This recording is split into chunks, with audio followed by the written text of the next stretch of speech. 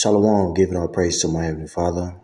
His name is Yahweh by Yeshem, Yahweh Shai by Yeshem Kakadash, the ones of the apostles, the elders of New York and Connecticut, and peace and many salutations to Yakim that's told the truth.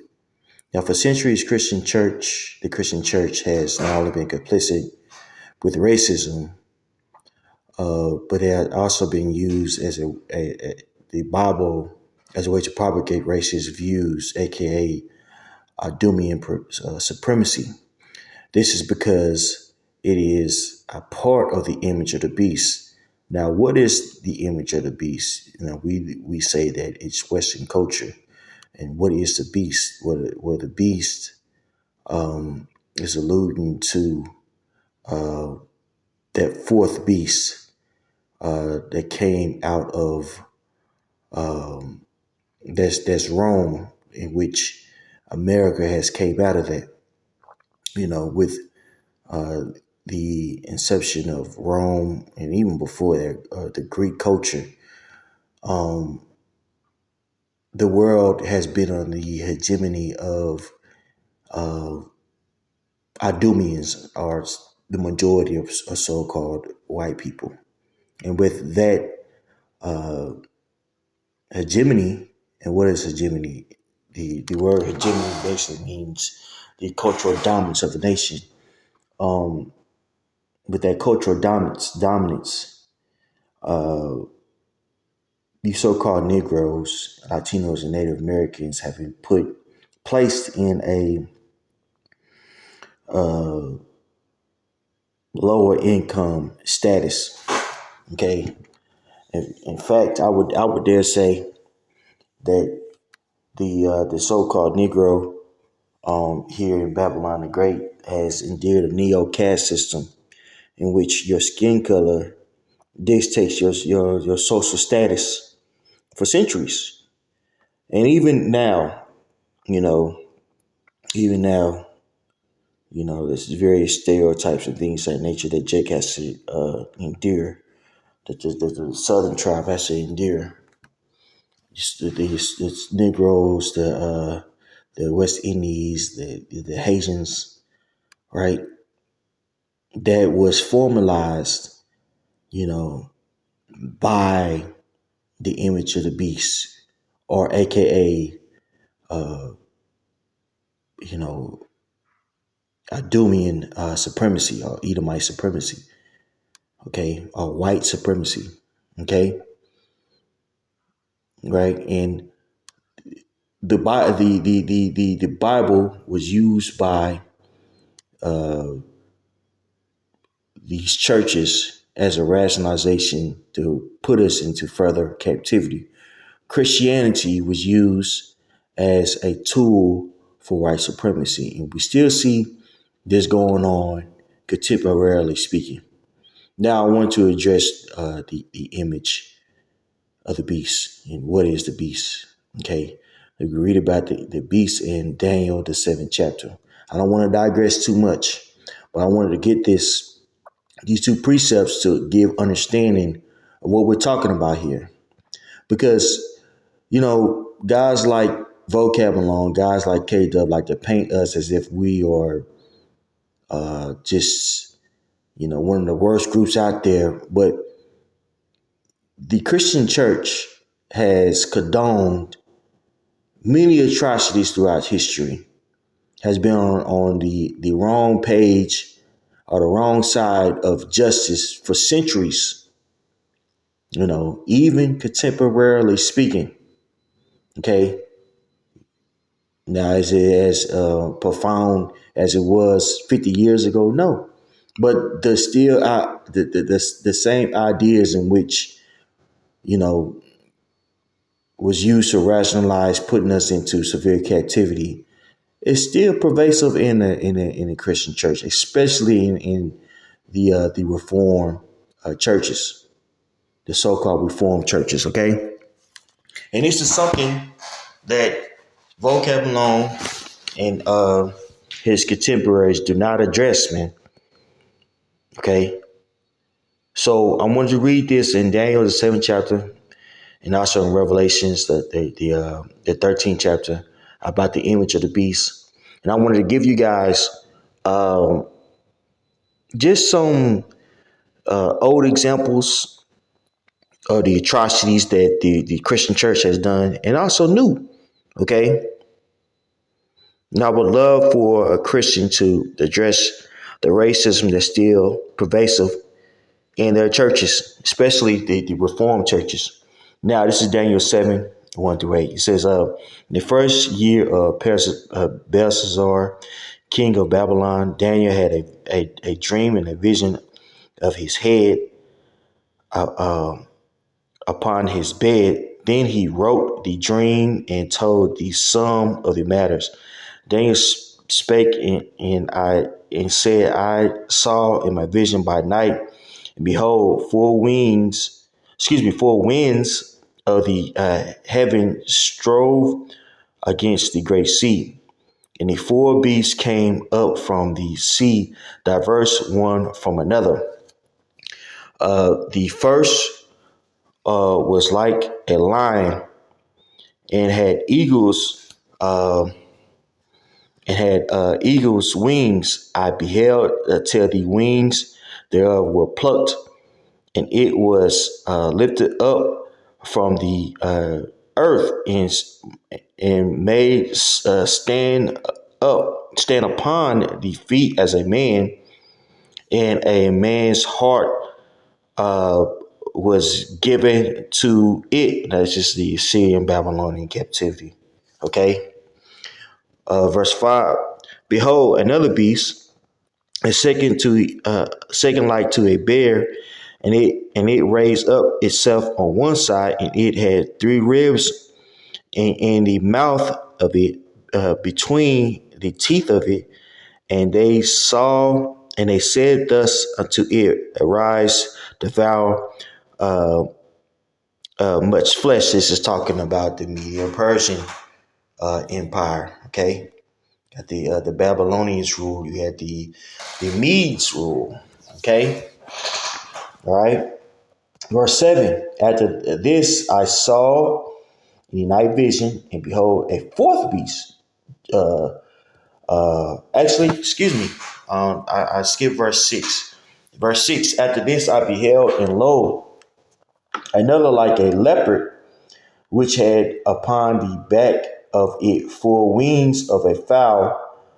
To the beast had also four heads, and dominion was given to it. Now, this is talking about the Greek Empire, okay, which swiftly took over the known world under Alexander the Great, okay, and actually speaks about this in Maccabees, okay. After Alexander died, he had his four general friends rule. Now, after after they was instated, you had the Seleucid Empire and the Ptolemaic Empire.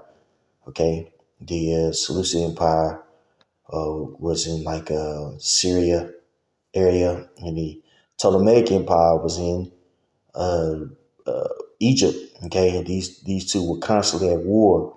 Now there was a wicked root that came out of the uh, the Seleucid Empire and basically forced the known world or their tributaries to follow after the Greek way.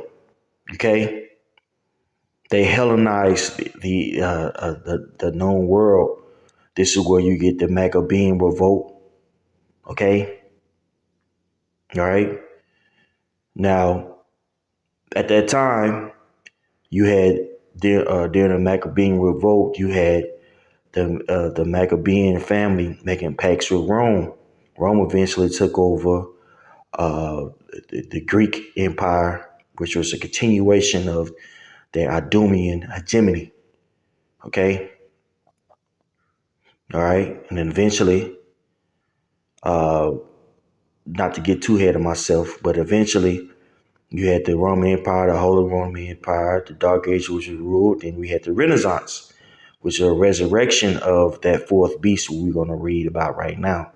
Okay, now verse 4. verse 7, which is talking about the Roman Empire. Okay, it says, after this I saw in a night vision, and behold, a fourth beast, dreadful and terrible and strong exceedingly, and it had great iron teeth. All right, and it devoured and brake in pieces and stomped the residue with the feet of it, and it was diverse from all the beasts that were before it, and it had 10 horns, which was vassal states. These were 10 vassal states, you know, of Rome. Okay, now these vassal states are back dealing with EU. Okay, all right. So this is the Bible is very profound because it's giving you a backdrop on, the various uh, kingdoms that were ruling. Okay, all right. It says, verse 8, I considered the horns, and behold, there came up among them another little horn, before whom there were three of the first horn plucked up by the root. And behold, in this horn were eyes like the eyes of man, in a mouth speaking great things. Now, this is, as you were reading, this is a continuation of the Roman Empire. Okay, this is a continuation of the Roman Empire, right? We know that, as we just said earlier, you had the Roman Empire, and it became more or less and more split, the Holy Roman Empire, the Dark Ages, the Renaissance, right? You know, which still, who were ruling? You had these European nations still ruling, right? With the expansion of colonialism, you had the Spanish ruling, you had the French ruling, you had the British ruling. All these were great powers, you know, colonizing powers at that, and they all eventually fell. And that little horn that rise is who? America. Okay, this is the same beast that's spoken about in Revelation, the 13th chapter. Okay, and America speaks to great things, has spoken great things, again with that hegemony. Okay, and with the hegemony uh, of its empire, Christianity was again used as a catalyst to perpetuate white supremacy, man. And that understanding is still pervasive again today. All right, and during colonization, during the expansion of the U.S., you know, our people were put into severe captivity, and in some cases, slaughtered. Allude to the northern tribe, they were slaughtered, which the northern tribes are the Latinos and the Native Americans, placed in boarding schools by the Catholics, where they received, immense amount of discrimination, and not only discrimination, but sexual abuse. Okay, all right. During the time of the Reconstruction era, you had these Christians that were pro segregationists, that took part in lynching our people. Okay, lynching our people. Destroying the businesses, which you got to think, during the Reconstruction era, what was going on? Well, the Industrial Revolution was going on. Okay, so various businesses were destroyed, Not only just businesses, cities, thriving cities were destroyed, around a time in which, you know, again, another way was doing of doing business or the economy was sprouting, leaving the people in not only straits but in economically speaking, sure sore disadvantages, man. Right? You have to understand there was various millionaires and things of that nature that was made from that one period, man. Businesses that are still thriving to today that were made from that business or from that area. Okay. So a lot of people were affected economically speaking, right? And socially speaking. Discrimination never went away. We were talking about the early 1900s. Okay. Now, now after the civil rights era, which was what 1950s, 60s, 70s. Now Jake has to just get over it, and put himself up by the bootstraps, as if racism is done away with, and the people who were mainly perpetuating racism, ironically speaking, were Christians. The various people that say that we're all equal under Jesus, right, are the same people who was shooting up civil rights activists, right, placing them in jail. Okay, right, using the Bible as a way to as a way to perpetuate white supremacy. Okay, the church was a part of it. And the reason why the church is a part of it because it's a part of the image of the beast. It's a code is written that states you so-called Negroes are at the bottom. Okay. All right. Now, K-Dubb like to say that, it's too much wokeism in the church, which the whole term woke came out of the concept of the conscious community, which guys like Martin Luther King, and other activists at the time in 1950s, 60s, they will be demonized as air quote woke. Okay. Well, at the time of Martin Luther King, you know, he was demonized as a Marxist. Now, the same rhetoric is used to go against leftist ideology, which we're not for, obviously because it's against the scriptures, but woke and wokeism has been attached to so-called Negro and their plight to undermine, racism, in the church, you know. Now people say, oh, just that woke stuff. Oh my God, here we go again. Which again, we're not for. But we understand here that the whole term woke was attached to so-called Negroes' plight to perpetuate certain ideologies that the West, let me refine it, the left wanted to push, like case in point, the alphabet community, right? Dang on veganism and all that. So this is all the stuff that Esau Edom pushes on the left side, right? And he uses our people, the so-called Negro, Latino, and Native Americans, as mascots or effigies. Look that word up, right? An effigy is just a political dummy that's hung in protest. Look it up for yourself.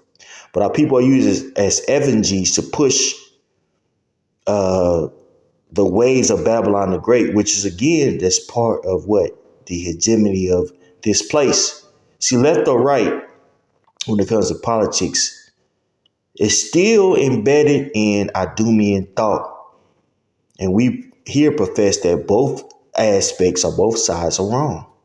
Both had nothing to do with the God of the Bible. Okay. But our people, again, are used as political pawns to push all types of wickedness, in which, being, you know, linked to these various things gives, these Christians reason to hate us, reason to hate so-called Negroes, Latinos, and Native American, in particular Negroes. And that hatred is still pervasive in the contemporary church. These stereotypes and things of that nature still pervasive in the contemporary church, in particular to in the reformed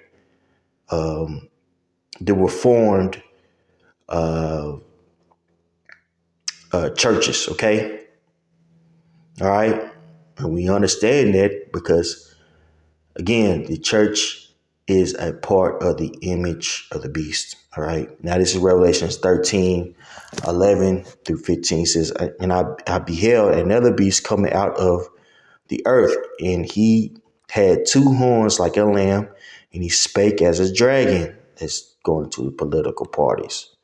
Okay. The left versus the right, and they speak as a lamb as if they're for the people, but really this is for the elite. They're for controlling the people.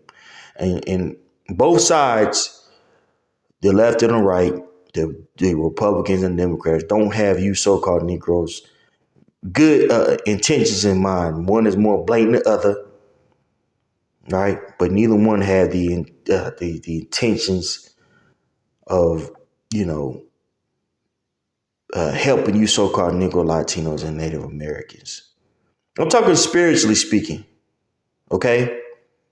Look what's condoned here in America. Bestiality, sexual lewdness, capitalism, what I'm saying, that doggy dog mentality, social segregation, social, or I should say environmental racism, a woman surpassing a man, feminism, which causes all types of problems. The transhuman movement, which has a way more insidious plan. All these things are a part of the image of the beast, man. And these ways have been destructive towards you so-called Negro, Latinos, and Native Americans. Okay? And within that destruction, the Christian church have been complicit. Okay? All right? Verse 12. It says, and he exercises all the power of the first beast before him, which is Rome, and causes the earth and them which dwell therein to worship the first beast, which is again Rome. Okay? Whose deadly wound was healed. And he doeth great wonders, so that he maketh fire come down from heaven on the earth in the sight of men. It's talking about America's military might. Okay, this is how he's able to spread his culture. Okay, let's say spread democracy. Now look at all the places in which air quote democracy was spread. The women are free.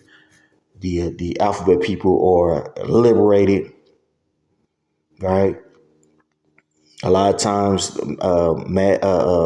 puppet rulers are put in place, and the people are in straits. Okay. And then seeing these various, these various missionaries over there to subdue the people. Okay. To subdue the people and say, you're equal unto Jesus. Meanwhile, politically and socially, the native people are marginalized. Okay, all this, you know, this madness that you see in the earth, you know, has been perpetuated by Christianity, man. Okay, tell me I'm wrong. Tell me I'm wrong. All right, tell me I'm wrong. Now, vote. Now, K-Dubb will make the argument. Well, what are you talking about? Grace look, the Christian church perpetuates, nowadays perpetuate all types of madness, all types of sexual lewdness. Now, I would say this about K-Dubb that he condemns that, but man, broadly speaking, man, the Christian church is in disarray, man.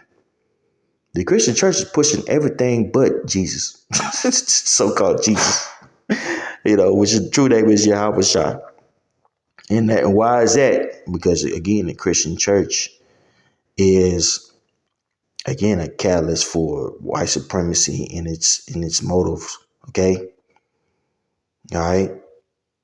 Verse 14, and deceivers them that dwell on the earth by the means of those miracles which he had power to do in the sight of the beast, saying to them that dwell on the earth that they should make an image to the beast which had the wound by a sword and did live. Again, this is talking about the continuation of the Roman Empire, which America in a lot of ways is a continuation of that. Okay. You see the 10 vassal states, in the past. Well, now what do you see? You see NATO. Okay. You see NATO. And its influence over the world. Okay. All right. Verse 15, and he had power to give life unto the image of the beast, that the image of the beast should both speak and cause that as many as would not worship the image of the beast should be killed. Now, historically speaking, the Christian church has used institutionalized racism against Jake to bar them from being in certain seats of position. You know what I'm saying? Contemporarily, instances of vehement racism has been seen in the Reformed Church. And now let's go to some examples of this, okay? Now, I've been doing research on this gentleman here. His name is Jamal Tipsy. And he got backlash because he was speaking about racism on reform post online. And within him doing so, he was called all types of racist epithets, and also other racist, things began to come out. But within him being, receiving so much hatred by the Christian church, he decided to write a book on the color of compromise. He decided to write a book named The Color of Compromise, in which he goes into the history of the racism in the Reformed Church. Now, who's Reformed? Well, vocab alone is Reformed Christian. K-Dubb is a Reformed Christian. Yeah, you don't hear them talking about the blatant racism that has not only been at the birth of their belief, but still remnants of it, still remnants of racism within their belief system. Yet they call us a cult. Yet they call us racist. Yet they have all these negative things to say about us. Yet have nothing to say about the racism, that their church, has placed on Jake. Really, really discrimination the violence that they have done to our people, and still condone contemporarily speaking when it comes to race matters. Okay? K-Dubb spent all this time trying to be seen as one of the good boys. That's why he's speaks against wokeism in the church and all that crap, which I agree with him. But dog, what about the racism that's in your church? Okay, I don't want. Before I play the old, you know what? You know what? I'm gonna go ahead and play this. Then I'm gonna jump to another one of this guy's videos in which he talk about the racism that he received. Now, this is talking about this particular one that I have queued right now. It's talking about the racism that was in the church in the 1900s, early 1900s. Now, remember, this is very significant because not only was certain church, these people were barred from certain churches, you know, in which they say that everybody's equal in Jesus, come on together, but except for you niggas. Okay? Um, you know, what was going on around this time? Okay? I wanna look this up. I want to look this up so I want to be precise. You know, because the Industrial Revolution was going on around this time of the Reconstruction era, okay? So this affected you know, the economy of the so-called Negroes, man. Okay? I'm looking this up right now. I just want to see the time in which the right here it says the Industrial Revolution. I'm in the Britannica, and it said it's from the date was from 1733 to 1913. Okay, so after you know the emancipation of our people, we had a period of time in which, you know, Jake was getting into certain political seats. Jake was had their own businesses, their own cities, thriving cities. And what happened? In a lot of cases, not just in Tulsa, the Black Wall Street, but in various places, these various cities that was thriving was burned down. By who? Christians. Black men lynched. By who? Christians. Now all of a sudden we supposed to believe that Christianity is all about love and coming together, and you guys are so mean. You bleakly black ass Hebrews, like you're so mean. Yet these people have been doing wickedness for centuries, man. Okay, so let's play this, bro. That the KKK went through 3 iterations. The second, and possibly the most widespread, happened during the era of Jim Crow. And in 1915, there was the rebirth or the second coming of the KKK.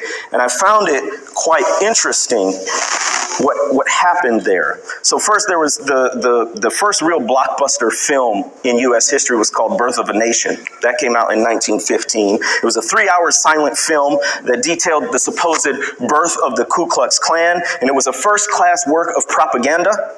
It romanticized the South, think of Gone with the Wind. And it villainized the North, Union soldiers, and black people, and it was a story used to reinforce the supposed right of white people, especially white men, to control the nation. And Christians, specifically white Christians, embraced the myth of white supremacy. We might label it more accurately and very contemporarily relevant white Christian nationalism. So there you have white Christian nationalism that was birthed, you know, out of really the KKK movement, man. Okay, during the early 1900s. So you had these Christians that were KKK members, and what were they doing? They were terrorizing Jake. It ain't just a few of bad apples. It's just a couple of bad apples. No, this was a whole organization of Edomites that were against the freedom of Jake. Okay? Why is that? Because they wanted to keep Jake. When I say Jake, I'm alluding to our people, the so-called Negro, Latino, and the Americans, as second-class citizens. In particular, the so-called Negro, man. Okay? And they use, again, the Bible as a way to perpetuate their racism, man. Okay? We're just simply telling you, that, hey, we received all this racism, all this oppression, things of that nature. Ultimately, it was because of the will of the Heavenly Father. And we know that, guess what? The people who have done these wicked things to us are going to get paid back. We're not going around hurting anybody. We're not going around, putting people, into captivity. We're not lynching people. We're not, dang on, blowing up their churches. We're not doing these things, bro. We're not lynching people. We're not doing these things. All we're simply doing is prophesying. But there's a problem with that. Okay? There's a problem with that. But why is that? Because it's challenging the rhetoric of Esau Edom. It's challenging the image of the beast. Okay? And they organized that in the form of the Ku Klux Klan. Now, how did they do that? There was a ceremony on Thanksgiving Day in 1915. A former Methodist circuit rider, so he's a preacher. He gets a group of his friends. They go up on the top of Stone Mountain, Georgia, which was covered, the face of it is covered with heroes of the Confederacy. On the top of Stone Mountain, Georgia, they do a couple of things. Number one, they burn a cross. A tradition taken out of Scotch-Irish lore. Number two, they built an altar. And on that altar, they put two items, a Bible and an American flag. The Bible was open to Romans chapter 12, a chapter that states, among other things, be devoted to one another in love. And that's what that is. Racism builds civilizations. Okay? And other nations understand that. You so-called Negro, Latino, and Native Americans, in particular, you so-called Negroes, man. You're the only people who believes in multiculturalism. It's very theoretical. Okay? Even when it comes to Christians, they don't consider you equal. They consider you an enemy. This is an idea that we've seen in the 1900s, and we see it now, right? In the 21st century, bro. It's never went away. It never went away. You know what I mean? In history, it was more obvious. Now it's not so obvious, but it's still pervasive. And we know that it's pervasive because shoot, look at the cities. It's still hyperly socially segregated. It's not by coincidence. Okay. Now, G.T. Gillespie was the president emeritus of Belhaven College, now University in Jackson, Mississippi. He was Presbyterian, and in 1954, Presbyterian clergymen gathered for their regular meeting of churches, and they asked Dr. Gillespie to give an address. The title of his address was A Christian View of Segregation. His rationale in that speech is just breathtaking. He admitted at the top, he said, the Bible contains no clear mandate for or against segregation as between white and Negro races. In other words, he said, we can't find it really in the Bible that we should be segregated according to race. But he didn't let that stop him. He went to so-called natural law arguments. He said segregation. So this dude, G.T. Gillespie, said, look, I can't really find it in the Bible that condones, separate white and black. But look at what the earth teaches us about segregation, in the realms of the animal kingdom. Is one of nature's universal laws, and here's how he exemplified it. He said there are many varieties in the bird family. Under natural conditions, though, so far as is known, bluebirds never mate with redbirds, doves never mate with blackbirds, nor mockingbirds with jays. Now, somebody should give Dr. Gillespie a science lesson. Those are different species. They don't mate. It has nothing to do with their color. But this analogy invoked the specter of interracial marriage. To frighten segregation is about the possibility of black men sleeping with white women, and it refers to color, the white dove, the black bird, the red bird, the blue bird, as an allusion to the racial issues at hand.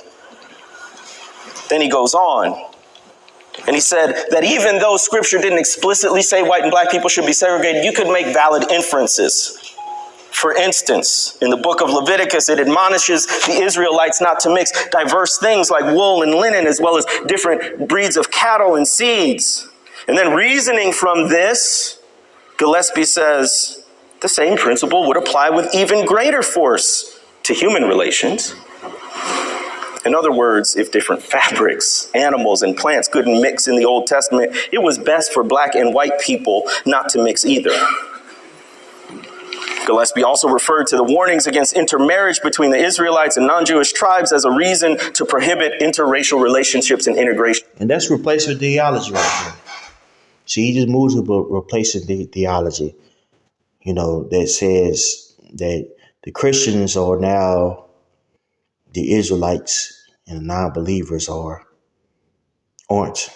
And with this rationalization, they not only put hell on Jake here, but throughout the world, they put the various people they came in contact with into, basically a caste system. We see the Calvinists do the same thing in South America. Okay. Now, let's go to a contemporary instance of racism in the church now, okay? In the reforms. Now, check this out. So I think we have to be mindful about how do we take good care of what There's a small commercial, but just hear this man out right quick. God has given us. It is a gift. And now back to our conversation with Jamar Tisby. So I would publish on evangelical blog sites, some very well-known, very high-trafficked sites. And, it would be a topic on race, which as I look back at it now, I was saying, very basic, gentle, light things, but getting a lot of pushback, name-calling, people calling into question my faith, my theology, got to the point where I couldn't even log on to social media without my eye twitching from the stress of knowing that there was just going to be this deluge of people who called themselves Christians. And they did things like they had memes that showed, caricatures of black people talking, in a way that would indicate they weren't educated or something. And they would say, that's me, gorillas and monkeys and bananas and N-words and all of this stuff. And there were some things on there I didn't even know, like, oh, that's a racial. This man, they did all this because this man was speaking up against racism, man. Now, this is Christianity, which, ideally everybody's supposed to be equal unto Jesus. Yes, Lord. But what do you see going on, bro? When Jake begins to speak up against, racism and racist topics, he's demonized. Okay? He's demonized. Epithet, I didn't even know that one. That was in a particularly intense period, but that whole trend was consistent from, I'd say, 2014 on. Yeah, it seems like you had this posture or position of a bridge builder, almost like a cultural translator in some ways. Mm-hmm. And yet at the same time, the backlash that you experienced caused you to kind of readjust. And I mean, that must have been very difficult. I imagine that would be painful if it was me to kind of be painful. Like, I want to try to help you, but then I get attacked in the midst of trying to help. How did you even get over that and continue to move in this space? It's an ongoing process. I wouldn't even say I'm over it, but I'm, living with it. I can remember because this wasn't just online stuff. This was at my church. Wow. Okay. So this leads us to. So this man was getting attacked at church by his reformed brothers. He told him, "Look, nigga, you talking too much about this race stuff. Get over it. What about Chicago? And you guys should be happy. You over here because you guys are nothing but monkeys anyway. And you over here trying to talk smart. You should be happy. You know English, boy. Okay? This is what the backlash that this man received. Again, this is Jamal Tipsby being interviewed. Okay? And this is what this man received. All right? In a Reformed church. All right? Let's get some scriptures and that'll be it. See, now we're in a time in which we understand why so much hatred is being brought towards us. Right? And our understanding about these scriptures, is a threat. Why is that? Because we're here saying that, hey, all this wickedness that Esau Edom has done, he's going to get paid back for it, man. You're not going to just get away. You're not going to be able to hang niggas, bar people from, receiving certain job benefits or jobs, right? You're not going to be able to stereotype them and condone police killings, right? Do all these things and get away with it. Nah, the Most High sees you, man. And the Most High is going to judge. Okay? The Most High is going to judge. See, guys like K-Dubb like to paint us as if we're a black, it's a black thing. No, this is a righteous thing. We have some so-called white people that are Israelites. We profess that often, yet they don't want to, depict us in that light because they want us to make us counters. They want to paint us as counters of KKKs and all that crap. Nah, it's bigger than that. What we're saying is the Most High, along with us, has righteous indignation against the oppression that we see here, in the U.S., the so-called Negro, Latino, Native Americans here in the U.S., South America, right? Now, people have it. Also, our people have to do it around the world, not just here, right? But in various places, man. Okay, you got some people that are Palestinians that are so-called Palestinians, so Israelites. Look at the wickedness that's going on over there, man. Look at the wickedness that's happening in Africa, man. Millions of people have been unalive for this man's agenda of colonization, bro. Look at the atrocities that happen in Asia. You have some people that are Asian that are in fact Israelites. So this thing is global. Okay? This wickedness that we've seen is global. And the Most High is going to judge. That's what we're saying. That's all we're saying. And with us speaking up against the image of the beast, we're demonized. Okay? We should just be good boys and good girls and pull ourselves up by our bootstraps and stop complaining about racism and just live your life. All right. Now it's getting to the point to where the average person is uncomfortable, to where even the average person, even the average Edomite is speaking up against the uh, the wicked of the world, man. Which is an attestament of the people who's ruling are wicked. They're not set to or fit to rule. Okay? Ezekiel 35, verse 3. And say unto it, I'll start at 2. Ezekiel 35 and 2. Son of man, set thy face against Mount Seir, and prophesy against it, and say unto it, Thus saith Yahweh power, Behold, O Mount Seir, I am against thee, and I will stretch out my hand against thee, and I will make thee most desolate. I will lay thy cities waste, and thou shalt be desolate, and thou shalt know that I am Yahweh, because thou hast had a perpetual hatred. Perpetual means ongoing. That hatred is still pervasive today. It ain't went away.